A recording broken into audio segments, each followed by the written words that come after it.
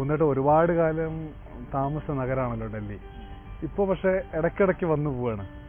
അങ്ങനെ ഒരുപാട് കാലം താമസിച്ച ഒരു നഗരത്തിലേക്ക് ഒരു മനുഷ്യൻ ഒരു അതിഥിയായിട്ട് വരുമ്പോൾ ഒരു മാറ്റം എന്തായിരിക്കും? വരുമ്പോൾ അത്ഭുതം. പിന്നെ അങ്ങനെ ഞാൻ ഒരു അതിഥിയാണെന്നോ തോന്നുന്നില്ല. ഞാൻ ഇവിടെ തന്നെയാണെന്നൊരു തോന്നലാണ് വരുമ്പോൾ. കാരണം ഈ 40 വർഷങ്ങൾ ജീവിച്ചൊരു സ്ഥലമല്ല. ആദ്യം ഒരു ഏതാനും നിമിഷം ഒരു അമ്പരപ്പുണ്ടാകും. പിന്നീട് ഞാൻ എവിടെയും പോയിട്ടില്ല, ഞാൻ ഇവിടെ തന്നെയാണെന്നുള്ളൊരു തോന്നലാണ്. ഇപ്പോഴും അങ്ങനെ തോന്നുന്നുണ്ട് ഇവിടെ നിൽക്കുമ്പോൾ. ഞാൻ എവിടെയും പോയിരുന്നില്ല. ഇപ്പോൾ ഈ അവസാനം ഇപ്പം വരുമ്പോൾ അമ്പരപ്പില്ലേ, എന്താ അമ്പരപ്പ്? ആ അമ്പരപ്പ് എന്തോ ഒരു നഷ്ടബോധമാണ്. ഇതെല്ലാം പിന്നെ പോയല്ലോ എന്നുള്ളത്, നഷ്ടപ്പെട്ടു പോയല്ലോ എന്നുള്ളതും അതേസമയത്ത് തന്നെ തിരിച്ചു വരാൻ കഴിഞ്ഞു, ഒരു നിമിഷ നേരത്തേക്കെങ്കിലും തിരിച്ചു വരാൻ കഴിയുന്ന അതിൽ നിന്നുണ്ടാകുന്ന ഒരു അമ്പരപ്പാണ്. അത് ഈ 40 വർഷത്തെ ഡൽഹി വാസം കഴിഞ്ഞ് ഇനി ഞാൻ എന്നാ നാട്ടിലേക്ക് പോവാം എന്ന് വിചാരിച്ച് പോകുമ്പോണ്ടാകുന്നൊരു വലിയ നഷ്ടബോധം ഈ ഇടയ്ക്കെങ്കിലും തിരിച്ചു കിട്ടുന്നു. തിരിച്ചു വരാൻ കഴിയുന്നത് ഭാഗ്യമാണ്. പിന്നെ കുറെ കഴിയുമ്പോൾ നമ്മൾ ഇനിയും പ്രായം കൂടുമ്പോൾ തിരിച്ചു വരാൻ കഴിയാത്തൊരവസ്ഥ വരും. അതിപ്പോൾ ആലോചിക്കുമ്പോൾ ഒരു ഭയം തോന്നുന്നുണ്ട്. അപ്പം ഞാനിത് വിട്ട് പിന്നെ പോകുമ്പോൾ ഞാൻ സ്വയം പറയായിരുന്നു, പിന്നെ എപ്പോഴാണെങ്കിലും വരാമല്ലോ എന്നുള്ളത്. വിദേശത്തൊന്നുമില്ലല്ലോ, നമ്മുടെ നാടല്ലേ. പക്ഷെ ആരോഗ്യ പ്രശ്നങ്ങളൊക്കെ വരികയും വാർദ്ധക്യം വരികയൊക്കെ ചെയ്യുമ്പോൾ പിന്നെ നമുക്ക് യാത്ര ചെയ്യാൻ കഴിയാത്തൊരവസ്ഥ വരും. പിന്നീട് തിരിച്ചു വരിക ബുദ്ധിമുട്ടായിരിക്കും. നമുക്ക് അവസാനത്തെ പോക്ക് എന്ന് പറഞ്ഞിട്ടൊരു പോക്ക് ഒരു സ്ഥലത്തൊന്നും ഇല്ല. അവസാനത്തെ പോക്ക് നമ്മൾ ലോകം മുഴുവൻ എല്ലാം വിട്ടുകൊണ്ടുള്ള പോക്കാണല്ലോ അത്. പക്ഷെ ഈ പോകാനും വരാനും പിന്നെ മുമ്പത്തേക്കാൾ കൂടുതൽ സൗകര്യമുണ്ട് ഇപ്പോഴും. ഇപ്പം നമ്മൾ മാഹിന്ന് എനിക്ക് ഇവിടെ വരുമ്പോൾ 2 മണിക്കൂർ 40 മിനിറ്റ് മതി വിമാനത്തിൽ. 2 മണിക്കൂർ 40 മിനിറ്റ്. നേരെ കണ്ണൂർ പോകുന്ന വിമാനം കയറുന്നു. കണ്ണൂരിൽ വിമാനത്തിൽ കയറി 2 മണിക്കൂർ 40 മിനിറ്റ്. മുമ്പായിരുന്നെങ്കിൽ ട്രെയിനിലൊക്കെ പോകുമ്പോൾ എത്ര ദിവസം? 2-3 ദിവസം, 4 ദിവസമല്ല അന്ന് ആദ്യഘട്ടത്തിൽ 4ാമത്തെ ദിവസമാണ്. കാരണം നമ്മൾ അവിടെ നിന്ന് മാഹിന്ന് പുറപ്പെട്ട് ചെന്നൈ, അന്ന് മദ്രാസ, അവിടെ ലോഡ്ജിൽ മുറിയിലെടുത്ത് ലോഡ്ജിൽ മുറിയെടുത്ത് വേറൊരു വണ്ടി, പിന്നെ GT എക്സ്പ്രസ് എന്നല്ല, ഗ്രാൻഡ് ട്രങ്ക് എക്സ്പ്രസ്, അതിലൊക്കെ കാര്യം എത്തുമ്പോഴേക്കുണ്ടല്ലോ ടിക്കറ്റൊക്കെ കൺഫേം ചെയ്ത് കിട്ടുമോ? അതും ഭയങ്കര ബുദ്ധിമുട്ടാണ്. ഇന്നത്തെ പോലെ ഓൺലൈൻ ഒന്നുമില്ല. അത് അവിടെ ഒരാളെ ഏർപ്പാടാക്കണം. ചെന്നൈയിൽ നമ്മൾ അവരെ കൊണ്ട് ബുക്ക് ചെയ്യിപ്പിക്കണം. ഇവിടുന്ന് ബുക്ക് ചെയ്യാൻ പറ്റില്ല. ഇപ്പം എനിക്ക് മാഹിന്ന് ഡൽഹിയിൽ വരണമെങ്കിൽ എനിക്ക് ബുക്ക് ചെയ്യാൻ പറ്റുന്നത് മാഹിന്ന് ചെന്നൈ വരെ, മദ്രാസ് വരെയാണ്. പിന്നെ അവിടുന്ന് ആരോടെങ്കിലും ബന്ധുക്കളോടോ സുഹൃത്തുക്കളോടോ പറഞ്ഞിട്ട് അവിടെ നിന്ന് ഇങ്ങോട്ടേക്ക് ബുക്ക് ചെയ്യാം. ഒരു യാത്ര എന്നൊക്കെ പറഞ്ഞാൽ എന്തൊരു ബുദ്ധിമുട്ടായിരുന്നു. പക്ഷേ ഒരു എഴുത്തുകാരനായിട്ടുള്ള എം മുകുന്ദൻ എന്ന് പറഞ്ഞിട്ടുള്ള ആൾക്ക് വേണ്ടി ടിക്കറ്റ് എടുക്കാനൊക്കെ കുറേ ഉണ്ടാവില്ലേ അല്ലേ? ഇല്ല, അന്ന് പക്ഷെങ്കിൽ ആദ്യഘട്ടത്തിൽ എന്നെ അങ്ങനെ അറിയില്ലല്ലോ. നമ്മളീ പറയുന്ന 4 ദിവസത്തെ യാത്ര എന്നൊക്കെ പറഞ്ഞ അക്കാലത്ത് ഞാൻ അങ്ങനെ ഇത്ര വലിയൊരു എഴുത്തുകാരൊന്നും ആയിട്ടില്ല. പിന്നീടല്ലേ എഴുത്തുകാരൻ അറിയപ്പെട്ടു. നാട്ടുകാർക്ക് അങ്ങനെ അറിയാത്തൊരു എം മുകുന്ദനും പിന്നീട് എഴുതി ആൾക്കാരൊക്കെ വായിച്ചു തുടങ്ങിയ എം മുകുന്ദൻ തമ്മിലുള്ള യാത്രകളിലും ജീവിതത്തിലുള്ള വ്യത്യാസം എന്താ ശരിക്കും? അല്ല, പിന്നീട് സംഭവിക്കുന്നത് അറിയാം. പിന്നീട് നമ്മുടെ ഈ മാധ്യമങ്ങൾ വന്നു. മുമ്പ് എഴുത്തുകാരനെ പിന്നെ ആളുകൾ വായിക്കുമെങ്കിലും എഴുത്തുകാരൻ്റെ പുസ്തകം മാത്രമേ വരയ്ക്കാം, എഴുത്തുകാരൻ്റെ പേര് വരെ എഴുത്തുകാരനെ കാണാനുള്ള അവസരം വളരെ കുറവാണ്. പക്ഷെ പിന്നീട് ഈ മാധ്യമങ്ങൾ വന്ന് ഫോട്ടോകളും ഒക്കെ ഇഷ്ടംപോലെ വരാൻ തുടങ്ങി.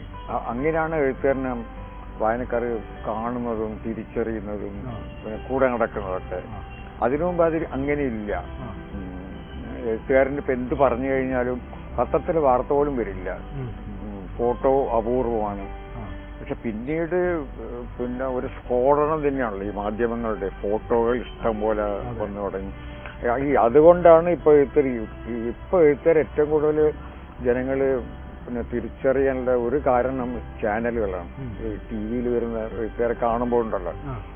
അപ്പം അതുകൊണ്ടാണ് ഇപ്പം എഴുത്തുകാർ പലപ്പോഴും, വലിയ എഴുത്തുകാർ പലപ്പോഴും രാഷ്ട്രീയ പാർട്ടി നേതാക്കളെ പോലെയോ സിനിമാ താരങ്ങളെ പോലെയോ അത്രയും എഴുത്തുകാരെ വായനക്കാർക്ക് പിന്നെ പരിചയമായി. അത് നല്ലതല്ല എന്നാണ് എനിക്ക് തോന്നുന്നത് കേട്ടോ. നമ്മളിപ്പം ഒരു പാർട്ടി നേതാവിനെല്ലാം ജനങ്ങൾ കൂടെ വേണം. പക്ഷെ എഴുത്തുകാരന് അങ്ങനെ ഇല്ലല്ലോ. എഴുത്തുകാരന് ജനങ്ങൾ പുസ്തകം വായിച്ചാൽ മതി, അത് എവിടെയെങ്കിലും ഇരുന്ന് വായിച്ചാൽ മതി. പക്ഷെ മറ്റുള്ളവർക്ക് അങ്ങനെയല്ലല്ലോ. ആൾബലം വേണം. ആൾബലം നമുക്ക് എഴുത്തുകാർക്ക് നല്ലത് കുറച്ച് മാറി നിൽക്കുന്നതാണ്. അപ്പൊ അതേ സമയത്ത് തന്നെ നല്ലൊരു വശം കൂടി ഉണ്ട്.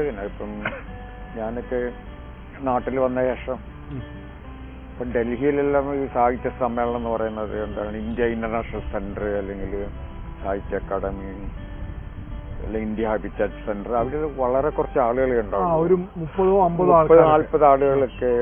നമ്മുടെ കേരള ഹൗസ് അത്രയും ആളുകളുണ്ടാവും. കേരള ക്ലബിലെ പഴയ പരിപാടി. പക്ഷെ നാട്ടിൽ ചെല്ലുമ്പോൾ, ഞാനവിടെ ഡൽഹി വിട്ട് നാട്ടിൽ ചെന്നപ്പോൾ ചില വായനശാലകളൊക്കെ വിളിക്കും. അവരുടെ 50-ാം വാർഷികമോ. അപ്പോഴത്തെ ഈ നാട്ടിൽ മുഴുവൻ ആഘോഷമാണ്. നാട്ടിൽ വലിയ ആൾക്കൂട്ടം. പിന്നെ അവര് ഞാനവിടെ ചെല്ലുമ്പോൾ വീടുകളിൽ വിളിച്ചുകൊണ്ടുപോയി ചായയും പലഹാരങ്ങളൊക്കെ തരിക കേട്ടോ. അങ്ങനെ ഒരുപാട് ആളുകളും അതൊരു നല്ല കാര്യം. ഞാനതിനെങ്ങനെയാണ് കാണുന്നത്. ഗുണവും ദോഷവും ഉണ്ട്. ഒന്ന്, നമ്മൾ ജനങ്ങളുടെ ഇടയിൽ ജീവിക്കുന്നു എന്നുള്ള തോന്നലുണ്ടാവും. പക്ഷെ ആ ഒരു ബുദ്ധിമുട്ട് നമ്മുടെ എഴുത്തുകാരൻ്റെ ഈ സർഗാത്മകതയ്ക്കുണ്ടല്ലോ, അതിൻ്റെ ആവിഷ്കാരത്തിന് ഈ ആൾക്കൂട്ടം നല്ലതല്ല. കുറച്ച് നമ്മൾ ഏകാഗിയായി ഇരിക്കണം.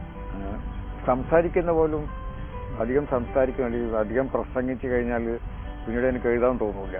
ഞാൻ എവിടെയെങ്കിലും പോയിട്ട് ഒരു മീറ്റിങ്ങിന് പോയിട്ട് കുറേ നേരം സംസാരിച്ചു കഴിഞ്ഞാൽ പിന്നെ എനിക്ക് എഴുതാൻ തോന്നില്ല. കാരണം നമ്മുടെ ഉള്ളിലുള്ളത് പുറത്തേക്ക് വന്നു കഴിഞ്ഞു. അതുകൊണ്ട് എഴുത്തുകാർക്ക് ഏറ്റവും നല്ലത് പിന്നെ ഒറ്റപ്പെടൽ, ഒറ്റയ്ക്കിരിക്കുക, സംസാരിക്കാതിരിക്കുക. അത് എഴുത്തിനെ സഹായിക്കും.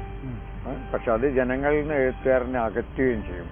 പക്ഷെ ജനങ്ങളെ കുറച്ചുകൂടി അറിയാൻ പറ്റുന്നത് എഴുത്തിന് കുറച്ചുകൂടി മനുഷ്യരിപ്പം മൂന്നേട്ടം തന്നെ ഡൽഹിയിൽ വന്ന് ഇപ്പം ചന്തയിലുള്ള ആ കച്ചവടം അല്ലെങ്കിൽ ഏറ്റവും സാധാരണക്കാരായിട്ടുള്ള മനുഷ്യരുടെ ജീവിതം ഒക്കെയാണല്ലോ ഡൽഹി ഗാഥകളിൽ കുറെ പറഞ്ഞു.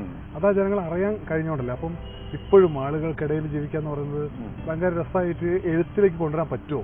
അത് പറ്റും കേട്ടോ. നമ്മൾ എഴുത്തിൽ നമ്മൾ കൊണ്ടുവരേണ്ട അത് തന്നെയാണ് സാധാരണക്കാരുടെ ജീവിതം. എല്ലാ സാഹിത്യവും എല്ലാ കാലത്തും അങ്ങനെയായിരുന്നു. സാധാരണക്കാരുടെ കഥയാണ് പറഞ്ഞിട്ടാണ് വലിയ രചനകൾ ഉണ്ടായിട്ടുള്ളത് കേട്ടോ. ലോകത്തിലെല്ലായിടത്തും വലിയ ആളുകളെ കുറിച്ച് പിന്നെ ഉള്ള സാഹിത്യ രചനകൾ അങ്ങനെ അപൂർവമാണ്. ഉണ്ടെങ്കിൽ തന്നെ അത് ജനങ്ങളുടെ ഇടയിൽ അങ്ങനെ അത് കടന്നു ചെല്ലില്ല, സ്വീകരിക്കപ്പെടില്ല. പാവങ്ങളുടെയും സാധാരണക്കാരുടെയും കഥകളാണ് എപ്പോഴും സാഹിത്യത്തിൽ നമ്മൾ കാണുന്നത്. ശരിക്കും അതിന്റെ ഒരു മനഃശാസ്ത്രം എന്തായിരിക്കും? കാര്യം ഒരു ഒരു ഒരു ഒരു അപ്പർ ക്ലാസ് നമ്മൾ പറയുന്ന ഒരു വിഭാഗത്തിന്റെ കഥകൾ അങ്ങനെ പൊതുവെ സ്വീകരിക്കപ്പെടാതിരിക്കുകയും എന്നാൽ സാധാരണ മനുഷ്യന്റെ ജീവിതം അതിൽ കുറേയേറെ പലതും ഉണ്ടാവും. ഉറപ്പായിട്ടും പ്രണയം ഉണ്ടാവും, അല്ലെങ്കിൽ മറ്റു തരത്തിലുള്ള ജീവിതം ഉണ്ടാവും, അല്ലെങ്കിൽ അടിപിടി ഉണ്ടാവും, പ്രയാസങ്ങൾ ഉണ്ടാവും, പ്രശ്നം ഉണ്ടാവും. അപ്പം ആളുകൾ അത് ഇഷ്ടപ്പെടുന്നുണ്ടോ? എന്താണത് വായിക്കാൻ ഇഷ്ടപ്പെടുന്നുണ്ടാവും? അതിനുള്ള കാരണം ഈ സാഹിത്യകൃതിയിൽ വായിക്കുന്നത് സാധാരണക്കാരാണ്. ഈ അപ്പർ ക്ലാസ് വായിക്കുന്നത് വളരെ കുറവാണ് കേട്ടോ. അപ്പൊ വായിക്കുന്നവർക്ക് എപ്പോഴും അവരെ കാണണം. അവർ വായിക്കുന്ന ഒരു പുസ്തകത്തിൽ അവനവനെ കാണണം, അല്ലെങ്കിൽ അവനവന് ചുറ്റുമുള്ള ആളുകളെ, അവന്റെ സമൂഹത്തെ വായിക്കുന്ന പുസ്തകത്തിൽ കാണണം. അപ്പോഴാണ് വായനക്കാരൻ സംതൃപ്തിയും സന്തോഷവും തോന്നുന്നത്. അപ്പം നമ്മുടെ വായനക്കാരിൽ അപ്പർ ക്ലാസ്സിൽ വളരെ കുറച്ച് പേരുള്ളൂ വായിക്കുന്നവർ. സാധാരണക്കാരാണ് കൂടുതൽ വായിക്കുന്നത്. അപ്പർ ക്ലാസ് എന്ന് പറയുമ്പോൾ ഇപ്പൊ പിന്നെ നമ്മൾ ഈ മധ്യവർഗവും അപ്പർ ക്ലാസിന്റെ ഒക്കെ ഇടയിലുള്ള വിടവ് കുറേശ്ശെ പ്രത്യക്ഷമാണ്. പക്ഷെ എങ്കിലും വായിക്കുന്നത് ഭൂരിഭാഗവും പിന്നെ സാധാരണക്കാരാണ്. അപ്പൊ അതുകൊണ്ടാണ് നമ്മൾ സാധാരണക്കാരുടെ കഥ പറയുമ്പോൾ അവരെ തന്നെ കാണുകയാണ്. കൃതിയുണ്ട്. ഈ മഴയി പുഴയുടെ തീരങ്ങള് വായിക്കുന്ന ഒരു മനുഷ്യന് ദാസനിൽ അയാളെ കാണാൻ പറ്റുന്നുണ്ടാവും, അല്ലെങ്കിൽ ഒരു പെൺകുട്ടിക്ക് ചന്ദ്രികയില് അവളെ കാണാൻ പറ്റുന്നുണ്ടാവും. അങ്ങനെ ആയിരിക്കണം അല്ലേ? അത് നമ്മുടെ ഇപ്പം എല്ലാ ഒരു യുവാക്കളുടെ മനസ്സിൽ ഒരു പെൺകുട്ടി ഉണ്ടാവും. പിന്നെ അത് അവര് പറഞ്ഞിട്ടില്ലെങ്കിലും തുറന്നു പറഞ്ഞിട്ടില്ലെങ്കിലും ഉണ്ടാവും മനസ്സിൽ. അപ്പോൾ ഒരു യുവാവ് ഒരു നോവൽ വായിക്കുമ്പോഴും അതിലെ കഥാനായിക അവനവന്റെ കഥാനായികയെ അതിൽ കാണാൻ നോക്കുകയാണ് ചെയ്യുന്നത്. അത് കണ്ടെത്താൻ ശ്രമിക്കുകയാണ് ചെയ്യുന്നത്. അപ്പൊ അങ്ങനെയുണ്ട്. ഇപ്പം ദാസൻ ചന്ദ്രിക എന്നുള്ള കഥാനായിക വായിക്കുന്നവരൊക്കെ ഉണ്ടല്ലോ, അവരുടെ മനസ്സിലെ കഥാനായികയായിട്ട് ചന്ദ്രികയെ താരതമ്യം ചെയ്യോ, അല്ലെങ്കിൽ ചന്ദ്രികയിൽ അവരുടെ മനസ്സിലുള്ള കഥാനായികയെ കാണുകയോ ചെയ്യും. അത് സ്വാഭാവികം. പക്ഷെ അതൊക്കെ മാറുന്നുണ്ട്. പ്രണയം എന്നുള്ളത് പോലും ഇപ്പൊ മാറിയല്ലോ. പഴയതുപോലെയുള്ള അങ്ങനെയുള്ള പ്രണയം ഇപ്പോഴില്ലല്ലോ. ഇപ്പോഴെനിക്കൊന്ന് കൂടുതൽ ഒരു തരം ആസക്തിയാണ് കേട്ടെ. പ്രണയത്തിന്റെ സ്ഥാനം അത് വേറൊരു വിഷയമാണ്. പക്ഷെ പ്രണയം എന്നല്ല, പഴയകാലത്തെ നമ്മൾ പറയുന്ന ഈ പ്ലാറ്റോണിക് ലവ് എന്ന് പറയുന്നുണ്ടല്ലോ നമ്മള്, വളരെ കാൽപ്പനികമായിട്ടുള്ള ഒരു അതിപ്പോഴില്ല. ഇപ്പം കൂടുതൽ ആസക്തികളാണ്. അതുകൊണ്ടാണ് ഇപ്പം പ്രണയിക്കുന്ന പെണ്ണിനെ കഴുത്തിരിച്ച് കൊല്ലുന്നതും പിന്നെ അല്ലെങ്കിൽ കൊല്ലുന്നതൊക്കെ ഉണ്ടല്ലോ. പഴയകാലത്ത് നമുക്ക് സങ്കല്പിക്കാൻ കഴിയില്ല. പഴയകാലത്ത് ഒരു പെൺകുട്ടിയെ ആരെങ്കിലും പ്രണയിച്ച് അയാൾക്ക് അവളെ കല്യാണം കഴിക്കാൻ കഴിഞ്ഞില്ല, അയാൾ ഒരുപക്ഷെ ആത്മഹത്യ ചെയ്യും. അതാണ് സംഭവിച്ചത്. ഇന്ന് നേരെ മറിച്ച് പെൺകുട്ടിയെ കൊല്ലുകയാണ് ചെയ്യുന്നത്.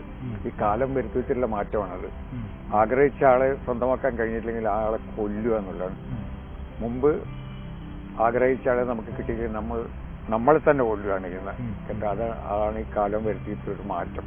ശരിക്കും അത് യഥാർത്ഥത്തിൽ ഈ നമ്മൾ പറയും ഇപ്പം കൽപ്പറ്റ നാരായണ മാഷ് ഇങ്ങനെ ഭയങ്കര രസമായിട്ട് പറയുന്ന കേൾക്കായിരുന്നു. അതായത് ഈ നമ്മൾ എത്ര അകലെയാണെങ്കിലും അവർ നന്നായിരിക്കട്ടെ എന്നൊരു ചിന്ത, അത് ആ ഒരു നിലയിൽ നിന്ന് പ്രണയത്തിന് ഈ മാറ്റം സംഭവിച്ചത് എന്തുകൊണ്ടായിരിക്കും? ഒരു മുതിർന്ന എന്തായാലും നിരീക്ഷിക്കുന്നുണ്ടാവുമല്ലോ ഈ എഴുത്തിന്റെ കാലത്ത്. എന്തുകൊണ്ടായിരിക്കും അങ്ങനെ ഒരു മാറ്റം?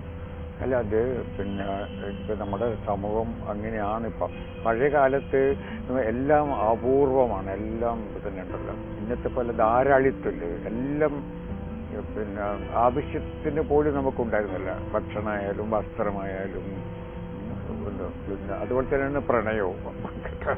അത് ആവശ്യത്തിന് അധികം ഉണ്ടായിരുന്നില്ല. പക്ഷെ ഇന്ന് അങ്ങനെയല്ല. ഇന്ന് വെച്ചാൽ ധാരാളിത്തമാണ് എല്ലാത്തിലും നമ്മളുണ്ടല്ലോ. ഇപ്പം നമുക്ക് കൂടുതൽ ഭക്ഷണം, പിന്നെ എല്ലാ സൗകര്യങ്ങളും എല്ലാം തന്നെ അമിതമാണ്. ആ ഒരു ധാരാളിത്തം പിന്നെ ഈ പ്രണയത്തിലും സംഭവിച്ചു. പ്രണയം ഒരു ധാരാളിത്തമായി മാറി കേട്ടോ.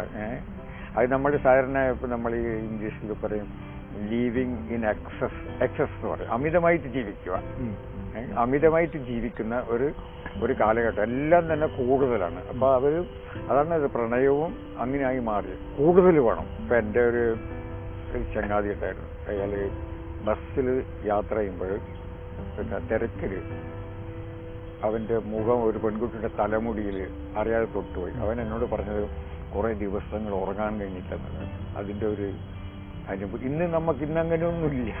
അതാണ് പറയുന്നത്. ഇന്നിപ്പോൾ ആരാൾക്ക് അങ്ങനെ ഇപ്പോൾ ബസ്സിലൊരു പെൺകുട്ടിയുടെ തലമുടി തൊട്ടുപോയി കഴിഞ്ഞാൽ അത് സംഭവമല്ല. പക്ഷെ അതാണ് ഞാൻ പറഞ്ഞത്, പഴയകാലത്തെ എല്ലാം തന്നെ അപൂർവമായിട്ടുള്ള ഒന്നാണ്. അത് വേണൊരു ഉദാഹരണം ഞാൻ പറഞ്ഞുതരാം.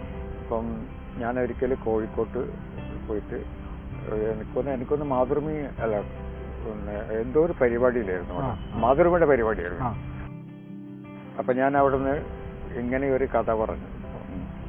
അതായത് പിന്നെ എനിക്ക് എൻ്റെ യൗവന കാലത്ത് ഒരു സ്ഥലത്ത് ഏതെങ്കിലും ഒരു ചായക്കടയിൽ ഇരുന്നിട്ട് പിന്നെ ഒരു പെൺകുട്ടിയോട് സംസാരിക്കുക, മറ്റൊന്നുമല്ല, വെറുതെ ഉണ്ടായിട്ടില്ല, വെറുതെ നമ്മളിങ്ങനെ ഇരുന്ന് ചായ കുടിച്ച് പിന്നെ സാഹിത്യമൊക്കെ സംസാരിക്കുക. പക്ഷെ അതൊന്നും അസാധ്യമായിരുന്നു കേട്ടോ. അന്ന് എൻ്റെ യൗവനകാലത്ത് അത് ചിന്തിക്കാൻ പറ്റില്ല. അത് ഞാൻ പറഞ്ഞു. അങ്ങനെ ഞാനിങ്ങനെ നമ്മളിപ്പോൾ സംസാരിക്കുമ്പോൾ ഞാനിങ്ങനെ പ്രസംഗിക്കുമ്പോൾ പറയാം. എന്നിട്ട് ഞാൻ എൻ്റെ പിന്നെ സംസാരം കഴിഞ്ഞ് വീട്ടിൽ നിന്ന് താഴ്ത്തിറങ്ങിയപ്പോൾ ഒരു സ്ത്രീ വന്നിട്ട് പറഞ്ഞു, വാ പോകാൻ ചായക്കടയിൽ. അപ്പം എന്നോട് പറയാണ്, കൈ പിടിച്ചുകൊണ്ട് പറഞ്ഞു പോകാൻ ചായക്കടയിലേക്ക്. അത് മാതൃഭൂമിയുടെ ഓഫീസിന്റെ മാതൃഭൂമിയുടെ ഇതില്ലേ ഹാളില്ലേ അവിടെ കൈ പിടിച്ചുകൊണ്ട് പറഞ്ഞു, വാ പോകാൻ ചായ കുടിക്കാൻ. അതാണ് ഞാൻ പറഞ്ഞത്, ആ ഒരു കാലത്തിന്റെ മാറ്റം. അപ്പോൾ ഈ അതിന്റെ ചേർത്ത് തന്നെ ചോദിക്കുമ്പം ഒരു അപ്പുറത്ത് സ്നേഹമുള്ളൊരു മനുഷ്യന് നോവിക്കണം എന്ന് ഇപ്പുറത്തുള്ള മനുഷ്യന് തോന്നുന്ന ഒരു പോയിന്റ് ഉണ്ടാവുമല്ലോ. അത് ഞാൻ നേരത്തെ പറഞ്ഞതുപോലെ നമ്മൾ ഒരിക്കലും പിന്നെ നോവിക്കാൻ നമ്മൾ ആഗ്രഹിച്ചിട്ടില്ല.